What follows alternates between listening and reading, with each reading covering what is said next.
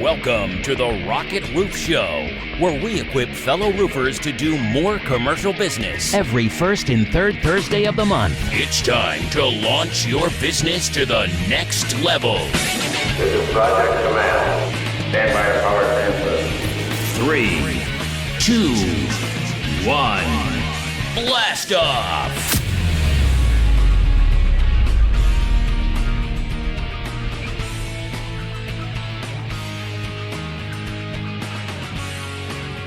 Hey, welcome back to another episode of the Rocket Roof Show, where we equip and educate roofers for the commercial roofing industry. And thank you for coming back again. Here today, I have a cool guest with me, Erick Vargas from Fort Lauderdale, Florida, right? That's right. Okay. Usually I pine to want to be down in Florida, but this week it's about 89 or 90 in Michigan and humid. So I'm not... I'm feeling it up here. So, and when it's 88 up here, we're not used to hot weather like that. So it seems like the rest of the country is moving down here now. Yep, it is. It is. So welcome to the show. Glad to have you on. Just to give you, a little background, you are the COO of a commercial roofing CRM called FollowUP CRM. Okay, correct? Okay. So tell me a little bit about yourself and what you do and how you got to where you're at today. Yeah, so a little bit about me. Been with FollowUP now for 4 years, but to give you the history of FollowUP CRM, we were actually started back in 2008, I believe, right as the market crashed. If everyone remembers that was a fun time. And the problem was Best Roofing in Fort Lauderdale. The owner, his name was Greg Wallach. He bought Best Roofing, and it was a $6 million company. It was bleeding. They're in the top 100, right? Like top 100, I believe top 10 or 11, depending on the year. So really well known in the market, leaders when it comes to sales and sales process and sales management, amazing sales team. And, but it wasn't always that way, right? So back in 2008, when he originally got the company, it wasn't doing well, and it was either turn the company around or it was going to go out of business. So he looked out there in the market, looked at CRMs, looked at, big names like Salesforce. He looked at, HubSpot, all these kind of generic CRMs. This was before a lot of the other roofing CRMs that are out there in the market. And it's just interesting because he went to all these seminars and found that nothing really fit his business model the way a commercial roofing company should run. And that means a lot of things when it comes to features that the system does and things like that. But he decided to just kind of build his own. And over the years, he started tracking his leads, his bids, his clients, following up more with these opportunities that were coming his way. And he found that if you're just the last man standing, you're going to win more opportunities. And what I mean by that is, you can look this up online, just Google follow-up statistics. Mm-hmm. Only 48% of salespeople follow up more than twice, right? Mm-hmm. So if you follow up 4 or 5 times and just checking in on them, you're going to win more business. And that's the reason why we're called follow-up. So over the years, they've been able to grow their service and re-roof business. They're going to hit $65 million this year. And they credit a lot of that to follow-up and, the tracking of their system.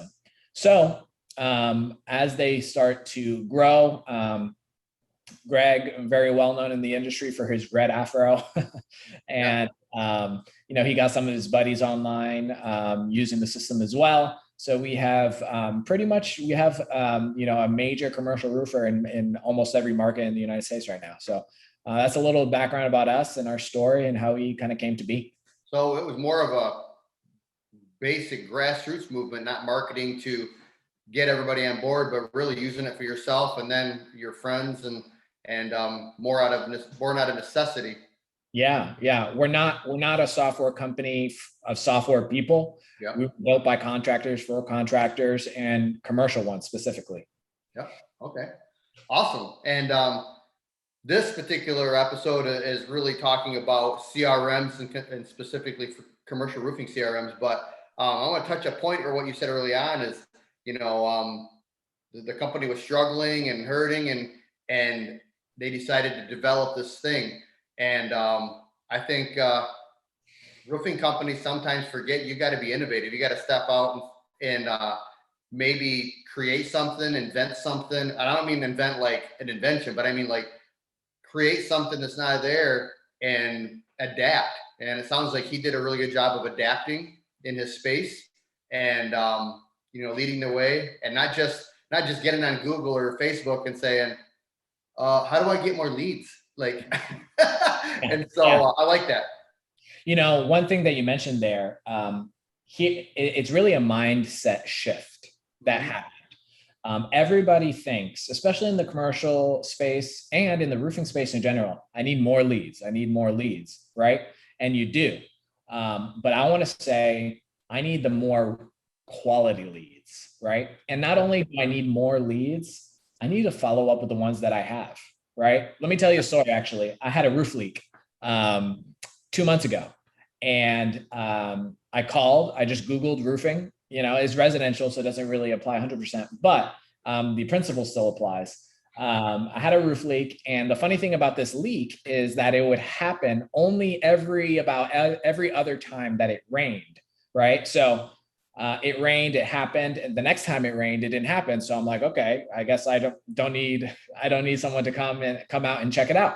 So I had somebody come out. I had three roofing companies check out, the leak, and they said, gave me a quote, all that, and you're sticker shock when you hear that, right? You're like, okay, $9,000 to repair a leak, okay. So you kind of put it to the side, right? Until it rains again, right? Then you pick those up, and guess what? Not one of them followed up with me, right? And that's where the industry at. That's where all of your competitors are at right now, right? They're not following up. Things are falling through the cracks. And so I went to the fourth one on Google, and I called them, and I just moved forward with them. And that's how it happens, right? So if one of them would have followed up with me, I would have thought to myself, that's a good business. I should probably go with them because they're managing their leads well. And so, yes, we need more leads, but we need to manage what we got and squeeze the juice out of what we got already. We want to take a quick minute to thank our sponsor, Top Roof Contractors. If you're looking for more commercial roofing projects or a network of vetted contractors to collaborate with, you need to take a closer look. Visit toproofcontractors.com to learn what it takes to join. So since you told the story, I'm gonna have to tell my story before we don't jump into it. Commercial roofing job that I got through a direct mailer, probably, I think it was 2018, so it's 3 years ago, and gave him an estimate. And this was for a membrane restoration, coating restoration, and gave him the estimate. And he's like, okay, well, I know we need it, but I got to fix the parking lot first, and I got to do this first. And I'm like, okay, I just want to let you know, it's, your roof's about at the end of its life cycle, but hey, it's when you're ready. He's okay. And I followed up with him about a month later, and I kept tabs on this. I followed up with him, I think 11 times over the course of the next 3 years, 2.5 years. And it was 2020 that we ended up doing the roof.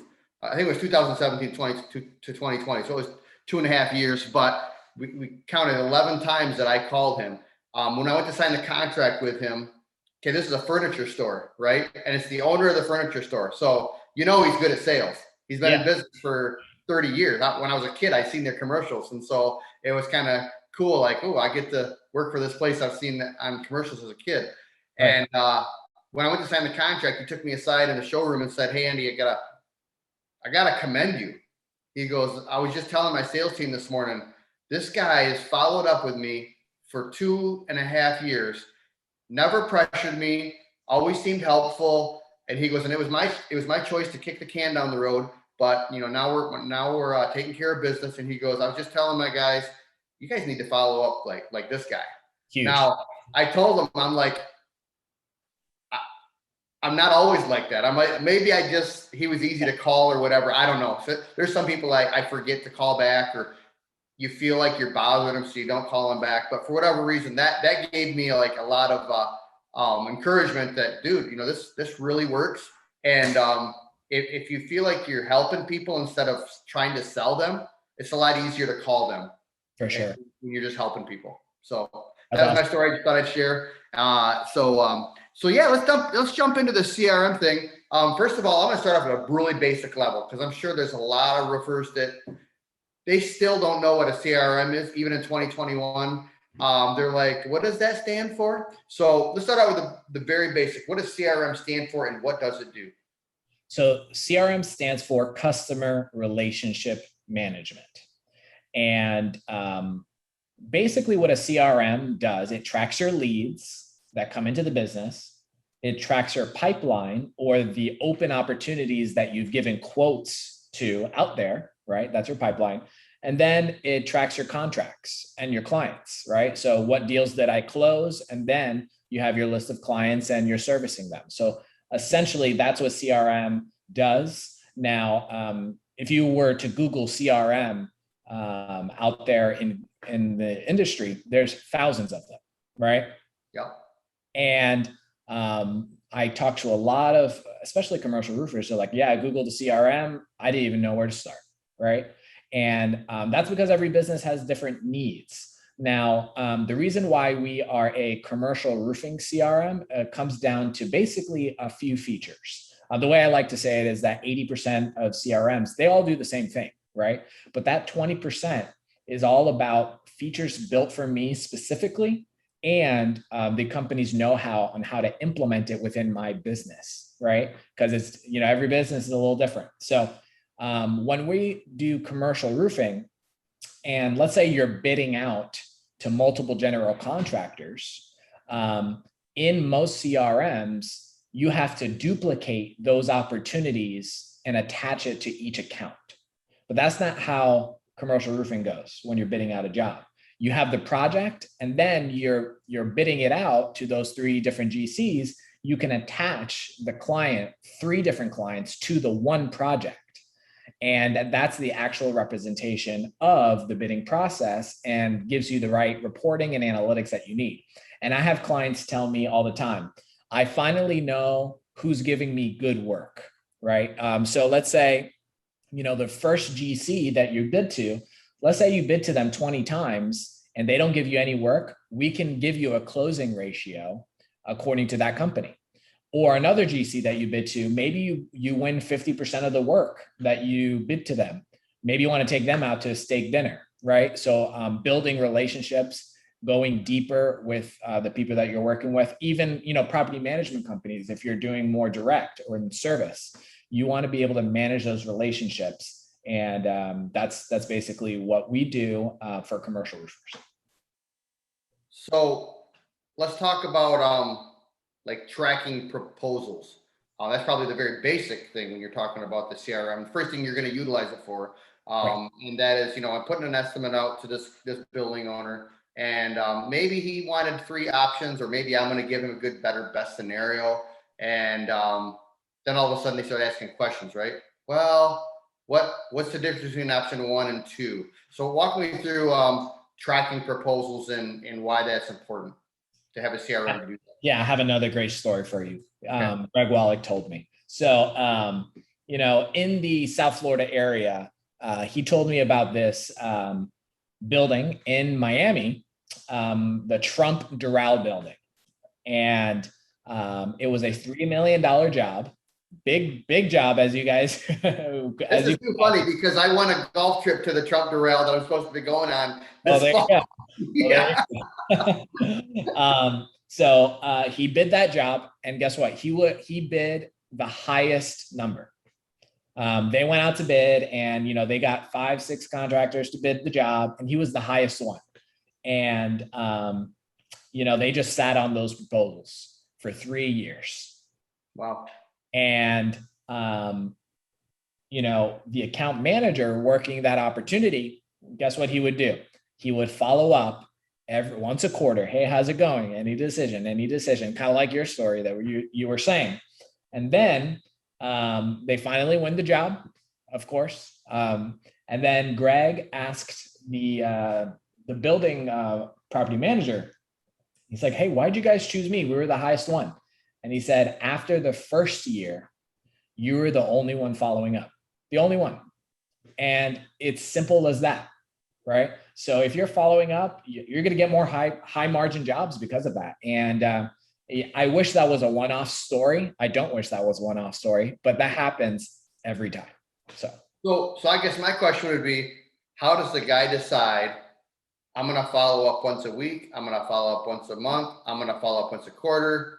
Yeah. Is that a gut feeling, or is that they're this level of a customer?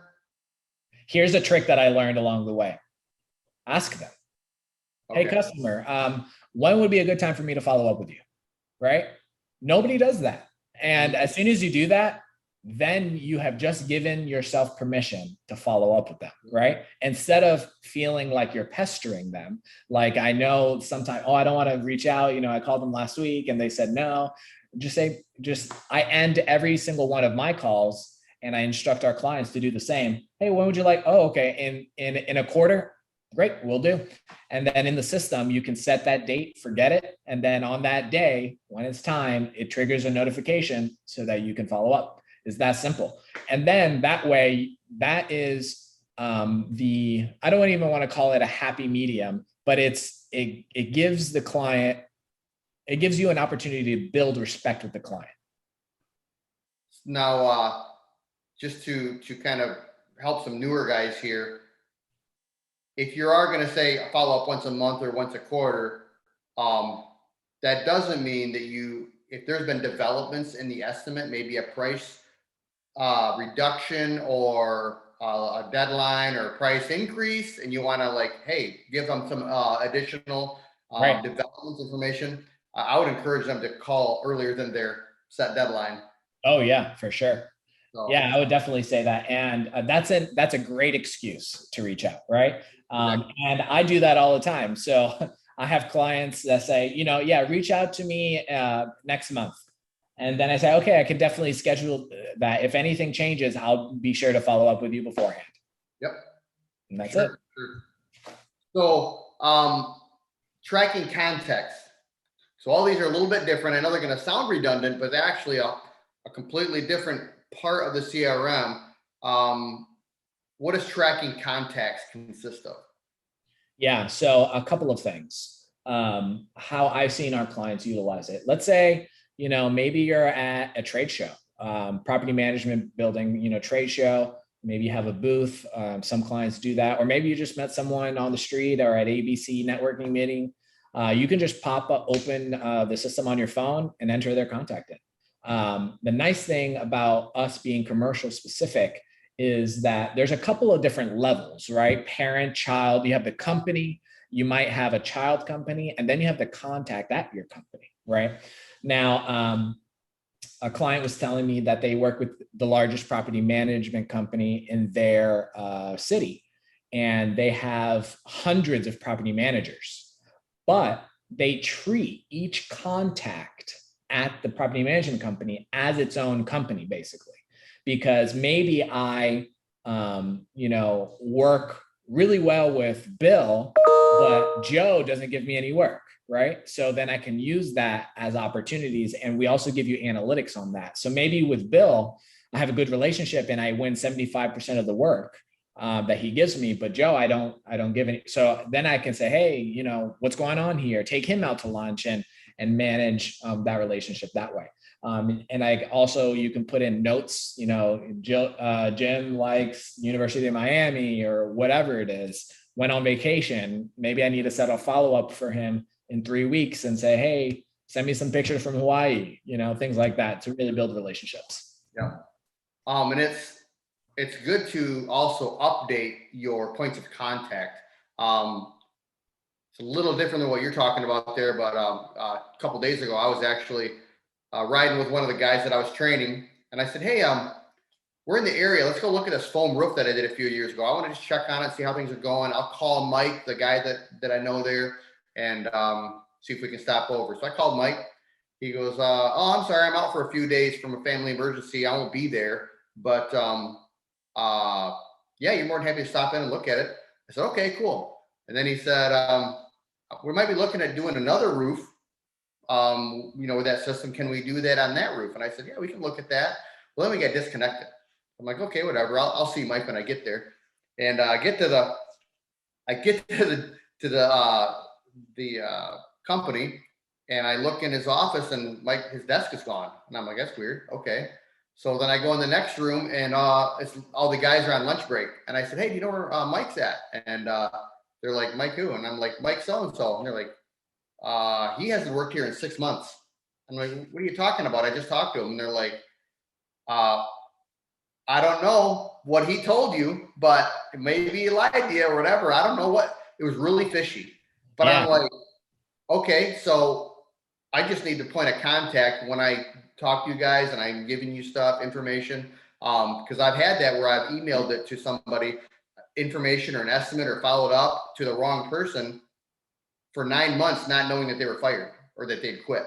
And so it's good to keep that updated information. And so right there, I said, hey, who should I be in contact with? Can I get their card so that I can update it in the file? And I guess that makes a point that, yeah, you can get that contact, but if you're not putting it into your file, putting it into your CRM, it's no good to remember. We're trying to make it so we don't remember stuff, right?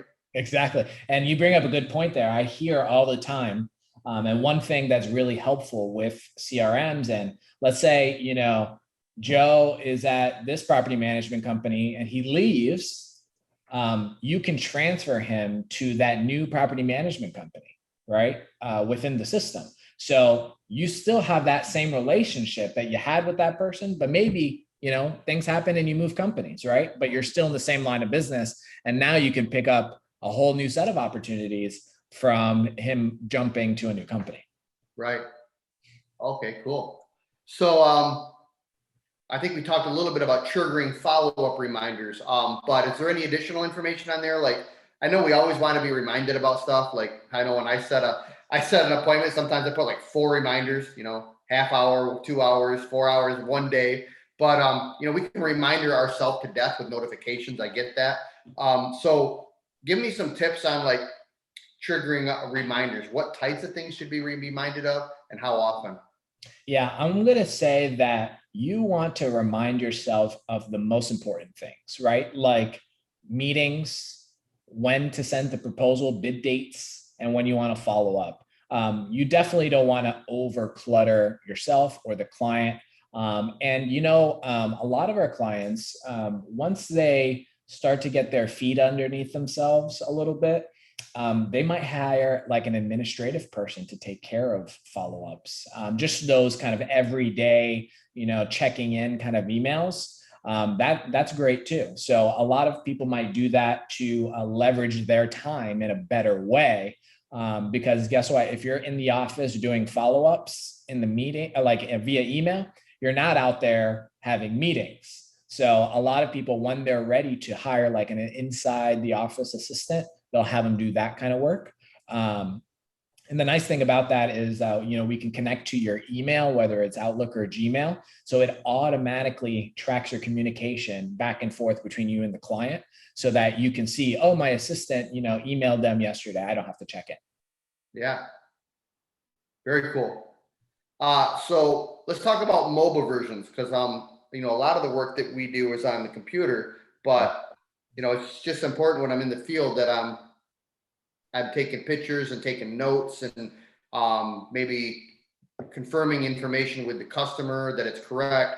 So talk to me about how important is it that the CRM provider you're looking at has a good mobile portion?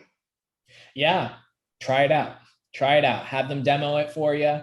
For us, you can log in, and the nice thing about our mobile view of our CRM is that you don't have to relearn another application. A lot of people in our industry here,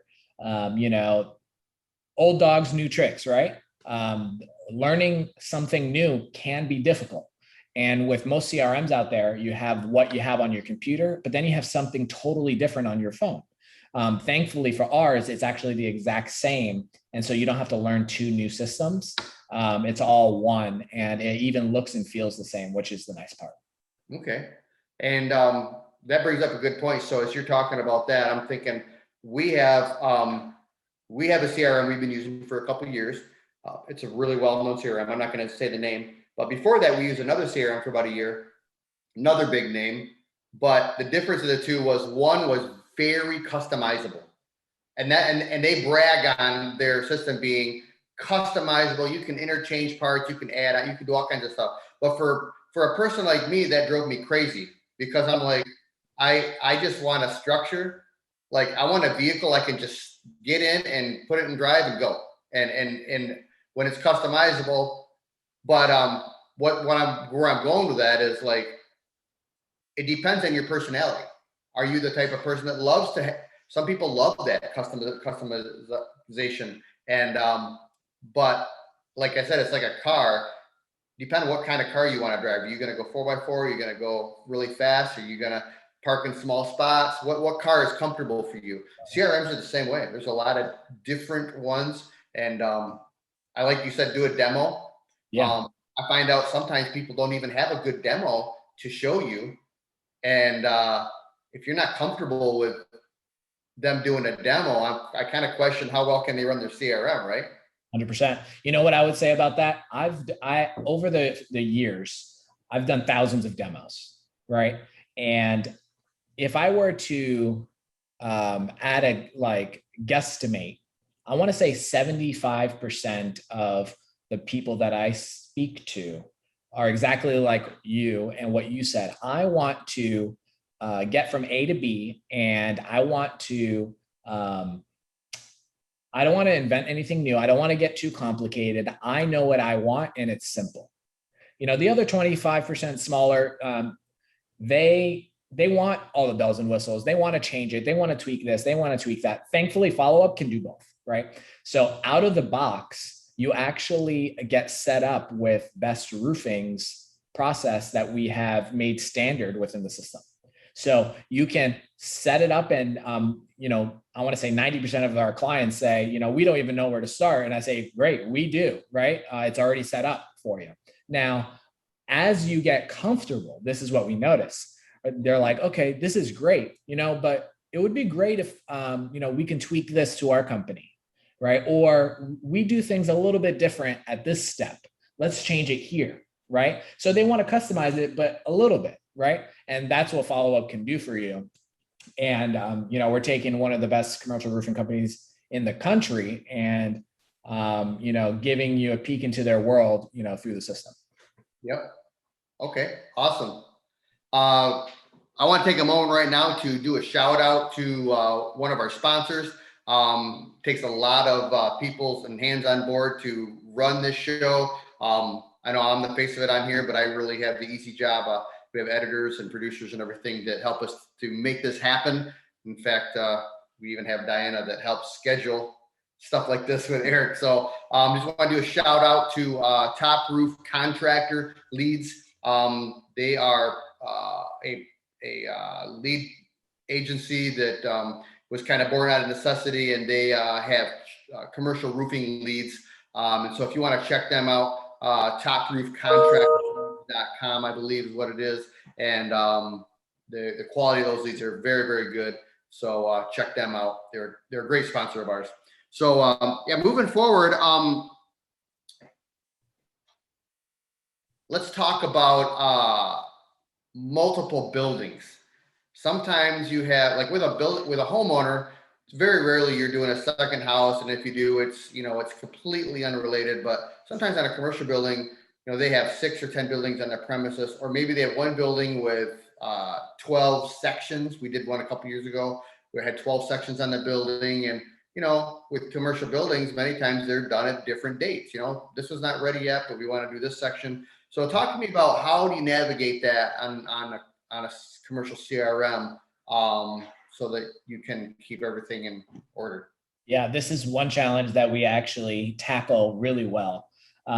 We call it related projects. Now, some companies, the companies do it two ways. Number one, let's say one company, they might want to take all 12 of those buildings and lump it all into one project and say, okay, that's, my multi-million dollar project or whatever it is, right?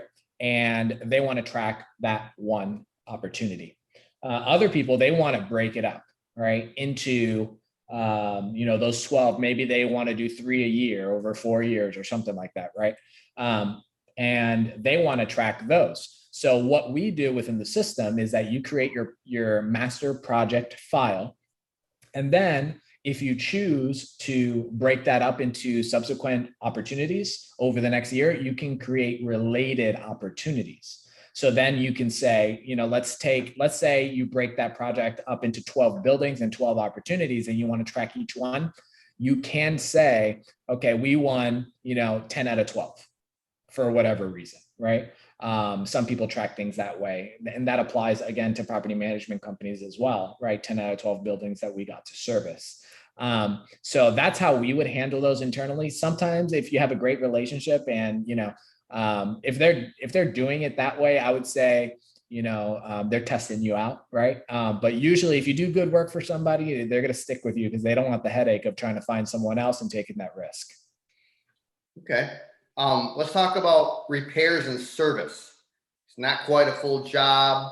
I know some guys, they like to have okay, we run a minimum for our repair. It's $500 just to show up or whatever. But we're talking as far as trackability. So I'm a firm believer that repairs done well lead to bigger jobs.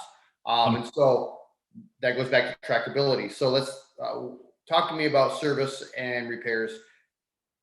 Yeah. So the structure of it within our system is really nice. So let's say you have the property owner that you're bidding out to, and you start the relationship with a service job or a repair. Somebody calls in, hey, can you come take a look at this? You create that opportunity.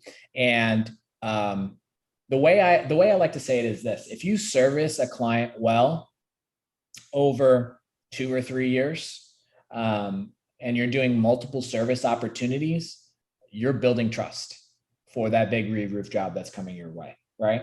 And this is actually how Best Roofing built their business. They did high margin, high profit service opportunities, having a great client experience. And then in 3-4 years, when the re-roof rolls around, guess what? They're not shopping around anymore.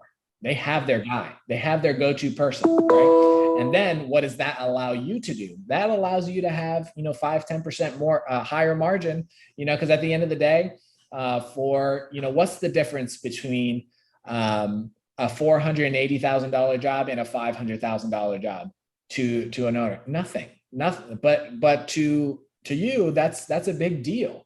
But you've earned it over the years, right? So that's how small service opportunities really feed into the larger place. Yeah.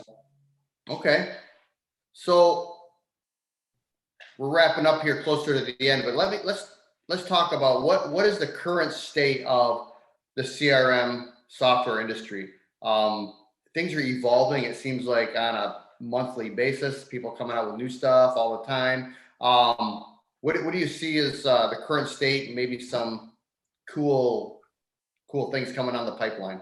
Yeah. So some cool things that we specifically are working on is the ability for automated data entry, right? Right now, a lot of people complain about data entry, right? That's the worst part of the job. Number one, I would say get an admin to do it, right? That's how you kind of have that person clean up your mess, right? But now, I really appreciate when I'm putting in a new lead and I type in 374 Maple, and it fills out the closest addresses for that person. Yeah. We actually just rolled that out. We actually just rolled that feature out. So it autofills and it guesses what you're trying to type, right, through AI and things like that. So you can put in the first couple numbers, and then it knows where you are, and then it fills in, the remaining address. So and it validates that it's actually the address. Exactly. exactly. And like if it's you put in South 44th Street, but it's supposed to be spelled out south, Right. then the automated fill will put it the correct way. And that has a lot of benefits when it comes to the quality of your data, because you have one guy putting it in this way, you have another guy putting in that way, and then you can't find it, right? So that's the problem, and that's what that fixes, right? So thankfully, because of all these new enhancements and technologies that are coming out there, we get to incorporate that into FollowUP CRM, and we getting really intelligent with it, so that you can, go faster, with less effort, and, have that system do more for you. Okay, cool. I know one thing in here I forgot to ask, and I just remembered it. I should have asked this earlier, but one of the biggest features that I use pretty regularly, not every day, but pretty regularly, is my lead source report. Like, I go back and say, oh, because people ask me all the time, where do you get most of your leads, Andy? And I know my tendency is to just go from memory or what I think. But if the data says something different, I go back to my lead source and I'd be like, oh, well, the number one is referrals, and the number two is previous customers. But sometimes I forget about this, so I'll go like, well, my number one is direct mail, and my number two is SEO.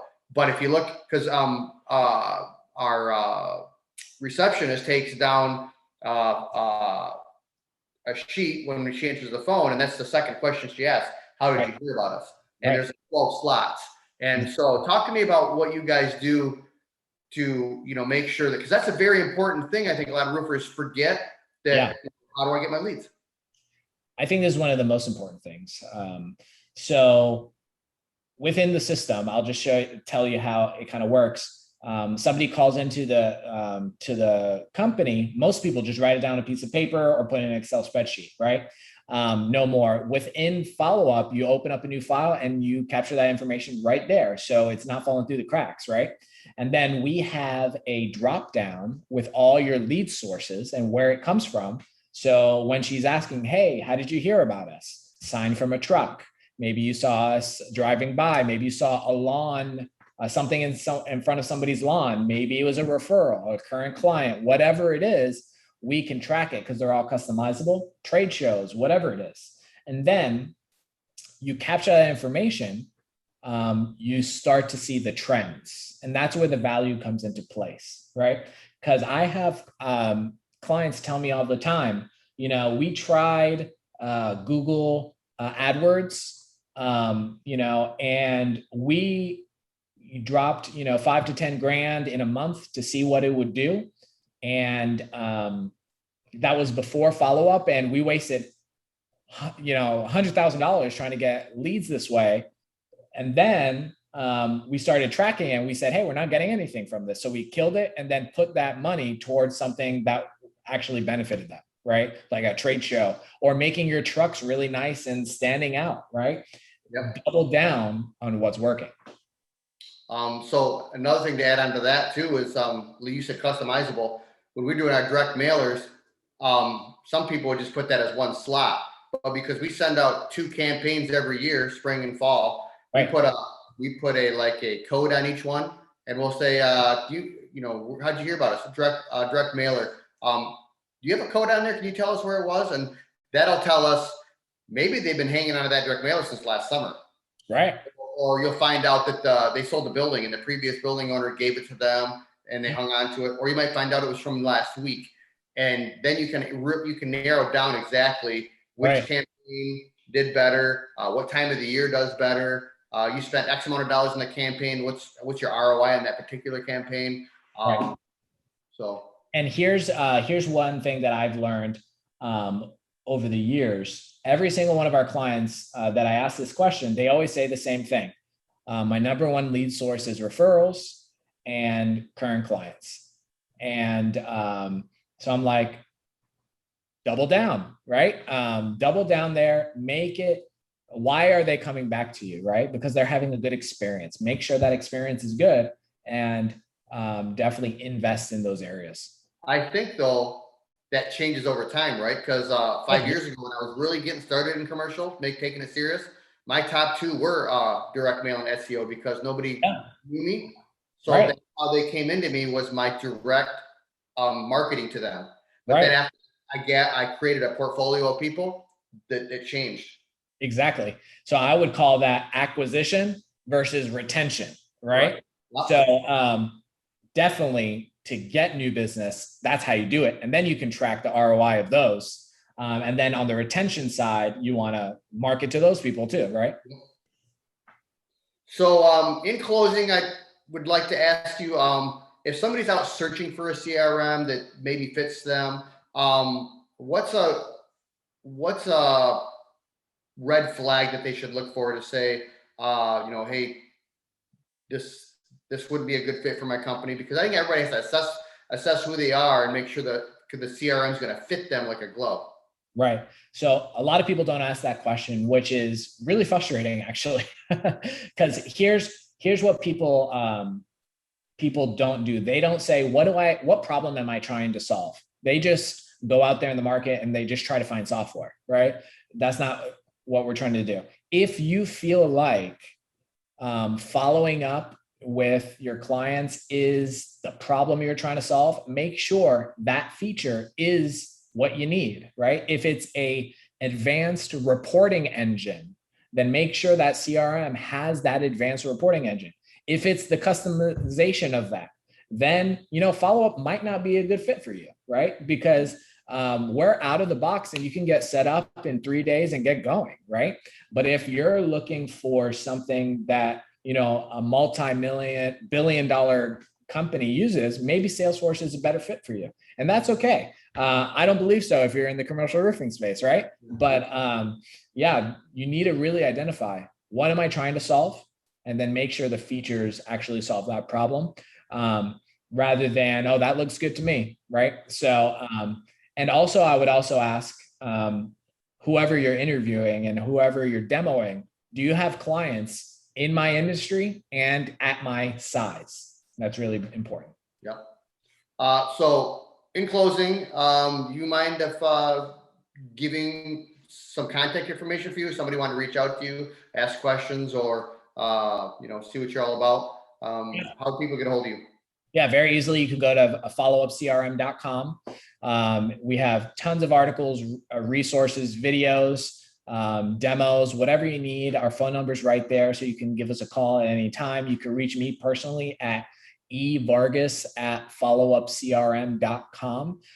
Happy to share best practices, what I've seen out there in the industry over the past years, and what is this person doing in that market? That's one cool thing about our clients is the top roofer in this city connects with the top roofer in that city, and they get to share on what's going on, right? That's magical when you get to be in those conversations. So happy to chat. Reach out to us at our website, again, followupcrm.com, and look forward to hopefully talking to some of you out there.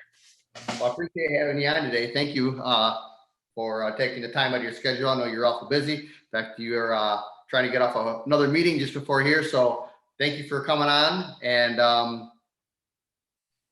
take care. Thank you. Talk to you soon. You've been listening to the Rocket Roof Show podcast. Be sure to subscribe through your favorite podcasting platforms such as iTunes or Google Play to get the latest episodes as they are launched. For more, please follow us on social media or visit our website at rocketroofshow.com. We look forward to joining you here again soon at the next launch.